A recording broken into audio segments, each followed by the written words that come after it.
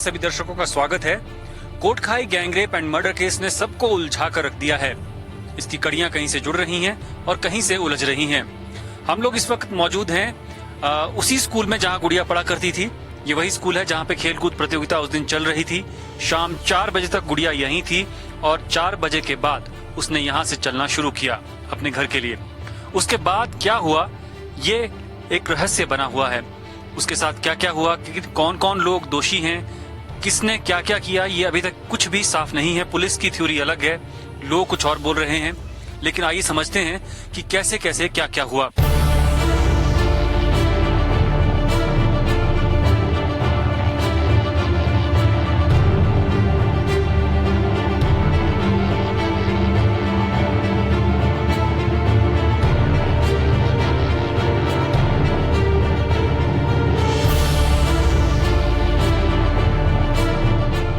गुड़िया murder case में ये वो इम्पोर्टेंट स्पॉट है जहां से गुड़िया का शव मिला था। हम आपको दिखाते हैं, यही वो जगह है जहां पे गुड़िया का शव मिला था।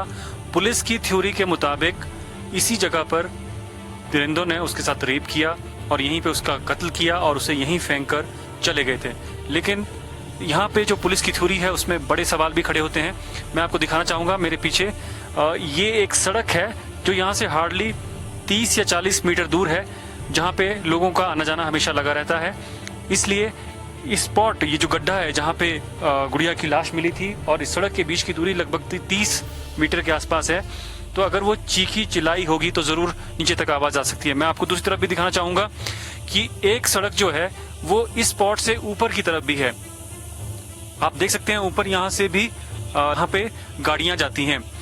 अब पुलिस जब यहाँ पहुंची थी और उनका जो डॉग स्क्वाड आया था वो इसी इलाके में घूमता रहा और लेकिन गुड़िया के कपड़े भी इसी स्पॉट पे मिले थे।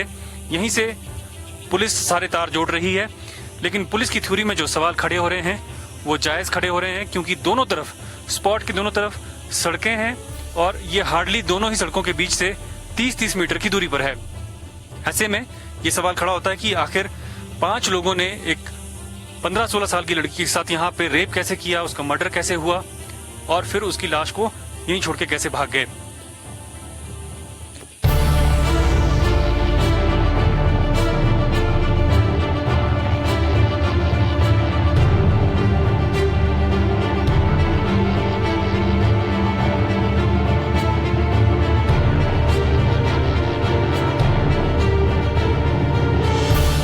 अब मैं आपको दिखाता हूँ गुड़िया का जो घर है कोटखाई में, उसको देखते हैं। मैं आपको दिखाना चाहता हूँ ये छोटा सा घर जो है ये कोटखाई में है और ये गुड़िया का घर है।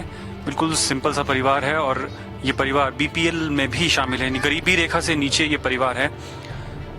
ऊपर की तरफ आप देख सकते हैं छोटे कमरे हैं, बहुत सीधा साधा परिवार है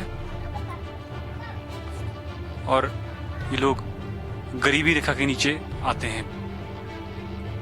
आप देख सकते हैं ये वो गुड़िया का घर है जिस गुड़िया के साथ कोटखाई में दरिंदगी हुई। वो 10वीं में पढ़ने वाली वो छात्रा जिसके साथ दरिंदगी हुई और जिसको बेरहमी से जिसका कत्ल कर दिया गया। अरुण पटियाल, पंजाब केसरी टीवी।